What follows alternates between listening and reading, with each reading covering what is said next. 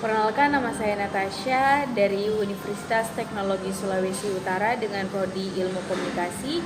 Berikut saya akan menjabarkan hasil kerja saya dengan judul Generasi Z Cermat dalam Menanggapi Berita Hoax.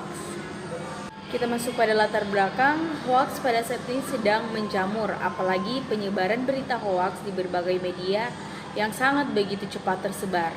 Dan korban berita hoax pun bisa dari kalangan orang tua, bahkan generasi Z pun bisa menjadi salah satu korban dari berita hoax. Hoax sendiri adalah informasi berita yang palsu atau menyesatkan. Menurut KBBI, hoax mengartikan sebagai berita bohong atau pemalsuan. Hoax adalah informasi yang dibuat untuk menyembunyikan informasi dari informasi yang aslinya. Dengan kata lain, hoax didefinisikan sebagai upaya untuk memalsukan fakta dengan menggunakan informasi yang tampaknya meyakinkan tetapi tidak dapat diverifikasi. Berikut ini ada jenis-jenis hoax, yaitu yang pertama ada satir, misleading content, dan imposter content. Selanjutnya ada fabricate content, manipulate content, dan false connection. Untuk keenam konten ini sebenarnya semuanya dan inti dari keenam konten ini ialah memalsukan sesuatu konten dari konten asli. Ini biasanya bisa berupa informasi, foto, video, dan statistik, dan lain-lain. Berikut kita masuk di bagaimana cara untuk menanggapi misinformasi, yaitu ada yang pertama, cek sumber. Saat mencari informasi, jangan lupa memperhatikan kredibilitas informasi tersebut. Jangan terpaku pada opini dan fakta. Dan yang kedua ada cek artikel. Nama meme sudah dikenal. Meme ini cukup menghibur, tapi hati-hati ketika kami sebagai penerima informasi tidak bisa membedakan informasi berdasarkan fakta dan informasi yang palsu. Dan yang ketiga, cek headlines. Seberapa sering sih kita sebagai penerima informasi membaca pesan dengan seksama?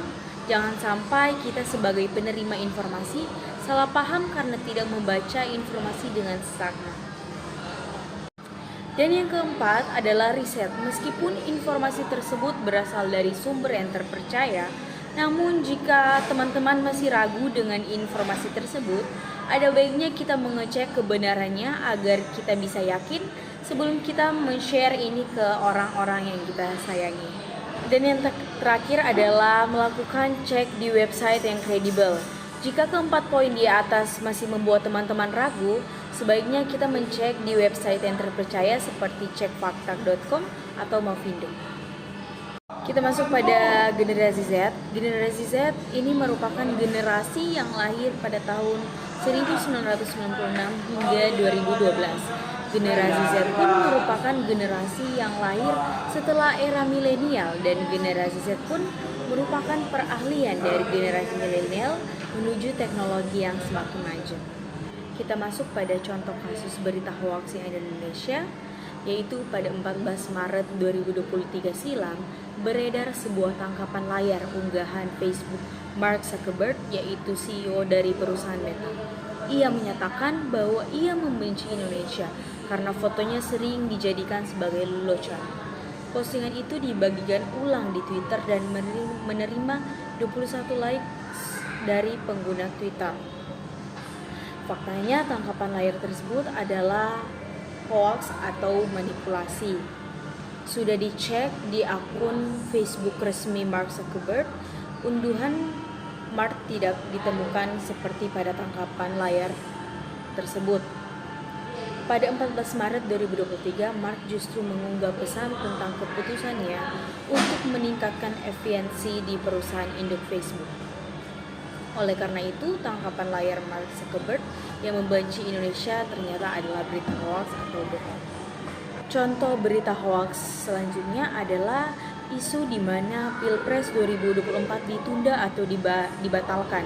Setelah ditelusuri, klaim bahwa Pilpres 2024 dibatalkan dan ditunda hingga 2019 tidak benar.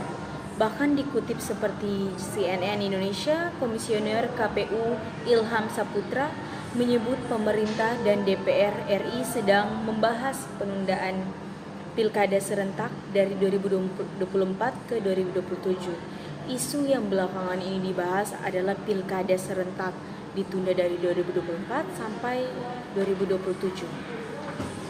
Kita masuk pada kesimpulan di mana zaman sekarang ini media massa sangat berperan penting dalam menyajikan sebuah informasi mengenai apapun yang kita butuhkan. Hanya dengan menggerakkan jari jemari kita sebagai pengguna smartphone dapat memperoleh informasi dari media online atau media sosial lainnya. Apalagi pada era ini generasi Z sangat berperan penting karena generasi Z ini dalam kata lain disebut iGeneration atau generasi internet. Generasi Z harus lebih cermat dalam memilah dan menerima sebuah informasi, mengingat sekarang berita hoax sangat menjamur di media online ataupun media sosial. Untuk membagikan berita kepada orang-orang tersayang kita harus mengecek terlebih dahulu apakah berita tersebut valid atau tidak. Seperti beberapa langkah yang telah kita bahas tadi, teman-teman bisa menggunakan langkah-langkah tersebut sebelum membagikan suatu informasi atau berita kepada orang-orang yang kita sayangi. Sekian dan terima kasih.